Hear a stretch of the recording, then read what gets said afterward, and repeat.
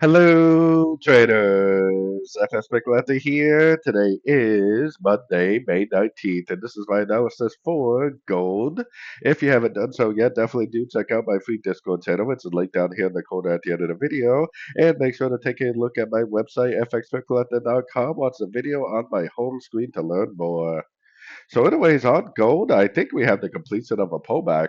I mean, it definitely looks like a pulse of down wave A. It looks like an expanding 1, 2, 3 up. So an expanding ABC of B. And then we have a nice downtrend, lower lows, lower highs for a wave C. Now we got higher lows right at the 61%. I think there's a good chance this is the end of a pullback. And if it is the end of a pullback, then I would assume that we would possibly go all the way back up to all-time highs. Maybe this really is like a wave 3 of 3, and this is a wave 4 of wave 3, and now we're in a wave 5 of wave 3, possibly pushing all the way up to like the $3,500 range and maybe even a lot higher. So going down to the 1 hour time frame, I mean, I think there's a good chance this is wave one. To me, this looks like a three-way pullback for a wave two.